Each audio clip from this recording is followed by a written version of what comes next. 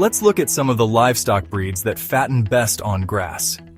We love these animals because they require less dependency on feed costs and more on that delicious green grass that is free to grow. The truth is, not all cattle do well without additional feed, as one might want to believe. And the same goes for the goats, especially if they produce milk too. And you don't want to wait forever for the animal to grow out either. So which breed is best then? Well, here's our hot take on the matter.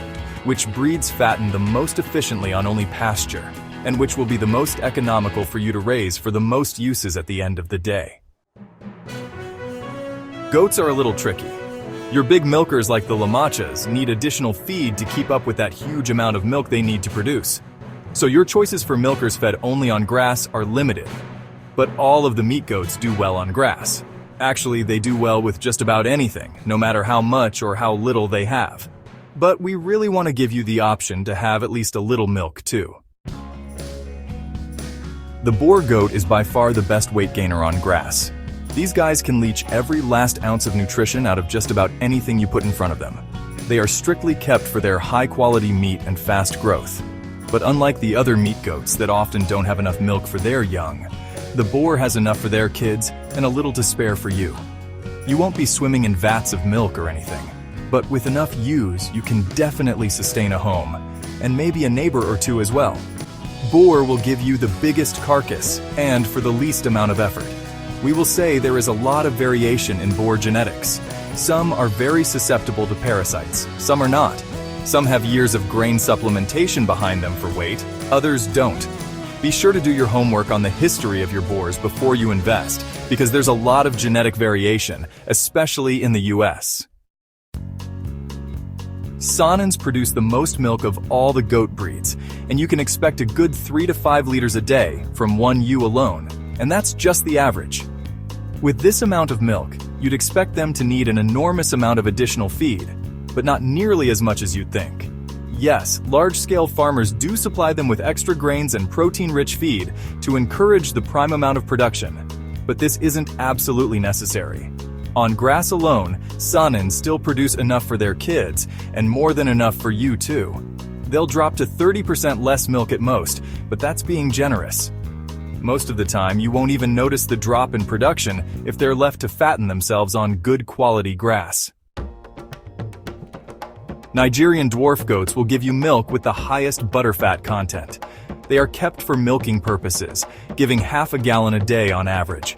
But their meat quality is the most comparable in terms of quality to the Boer goat.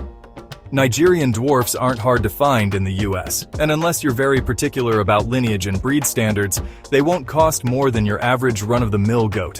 Like the Saanens, they'll appreciate the extra feed, but they don't necessarily need it. Under good grazing conditions, there won't be any discernible drop in production for them at all. Nigerian dwarfs are definitely our top pick for the best grass-fed goat that can fulfill both meat and milk production purposes. They're a little more robust and disease-resistant than the Saanens, with the only trade-off being their much smaller size, which is a pro for some people anyway. The Dorpers from South Africa are some of the most efficient grazers. We've mentioned them a few times on this channel before, so it shouldn't surprise you that they're at the top of the list. Their ability to gain weight with the least amount of grazing at their disposal is second to none. If they're supplied with grass, as opposed to being left to graze freely, they'll pack on the pounds like it's going out of fashion. They can quickly get so fat with hay that it can actually be a little too excessive for some, but the fast-growing lambs do especially well on supplied grass. The Dorpers were just made to be ultra-efficient with what little they have. You cannot ask for a better weight gainer, no matter what soil and growing conditions you're working with. The Katahdins don't grow out quite as fast as the Dorpers do, but they're equally efficient and can sustain themselves on grass alone. The Dorper can do well on grass and nothing else, but they're at their optimal health and weight when there's bush, shrubs, and all of the variation that comes with the more arid areas. For the grasslands of the US, if you're fortunate to find yourself a patch of land in these highly sought-after conditions, Katahdins are a little better suited for that vast amount of grasslands, and they're one of the most parasite-resistant breeds out there. But we like the South Downs a little more than the Katahdins and even the Dorpers. They're just a better homestead sheep on the whole. Most of our viewers are small-scale farmers, homesteaders, and generally have only so much land to work with, so the South Downs bring the ideal size and the ability to pen them if need be. A little more compact, and with higher meat quality than most, they're also pretty chill little foragers that'll do all of their fattening up in lamb rearing, with very little input from you. Grass is their preferred method of sustaining themselves, but they can be given harsher terrains if the season's been dry.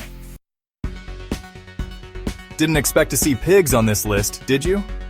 Well, there are in fact 2 breeds that can do well on grass, and they are the Idaho pasture pig, or IPP for short, and the tiny kunekune. IPPs can be fed with pasture for 70% of their diets, so they still need some supplementation, but it's minimal. They owe that grass-fed ability to their main genetic line, the kunekunes. Kunekunes are majority pasture-raised, and under ideal conditions, all pigs need supplementation, but they do excel on pasture.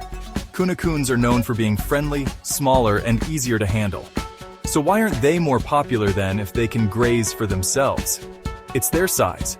They are smaller and closer to a lard pig, so not ideal for large processing, but perfect for the homestead scale. They, like most heritage breeds, also take a bit longer to grow out. The cost-effectiveness, ease of care, and sweet nature of these little foragers make up for the time put into them in our opinion. But if it's a deal breaker for you, then go for the IPPs. They aren't massive pigs, but they're certainly not as small as the kunekune. And they can do a whole lot more on grass than almost every other kind of breed out there.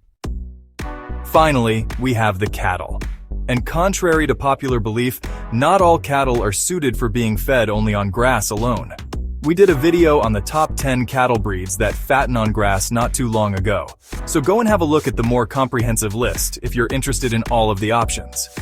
But to make it short for today, our personal favorites for the top 3 breeds that fatten fastest on grass are the Angus, Holstein, and Irish Dexters.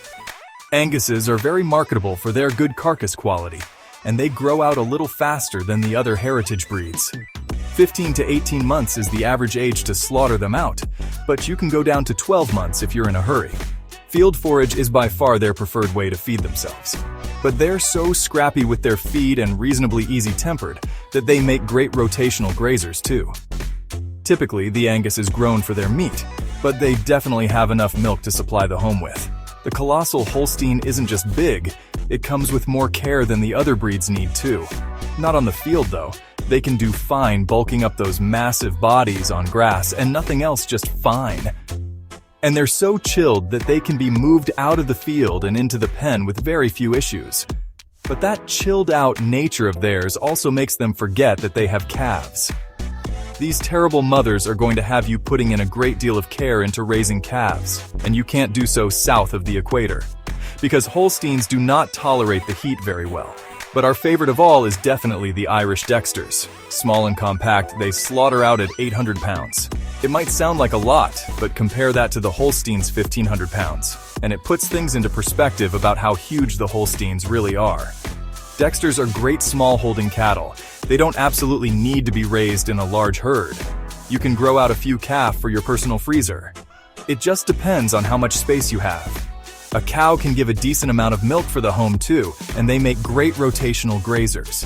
Dexters just want a little grass and a little time, and they won't need much else from you. They are by far the most cost-effective, hardy, and self-reliant cattle you can ask for, and you don't need a gazillion acres of land and a few hundred heads to make it worth your while. They're the closest thing to a backyard cow you can possibly get. But what do you think? Are there any breeds that you've had good production from with only grass feeding? And how about those pigs? Who knew that there were so many options for grass-fed livestock after all? We love hearing our viewers' comments, experiences, successes, and failures. If there's one thing we can always count on, it's the amazing advice from the farming community. If we don't have each other's backs, then who will? So leave us a comment down below. And don't forget to like and subscribe while you're at it. See you next week. Cheers.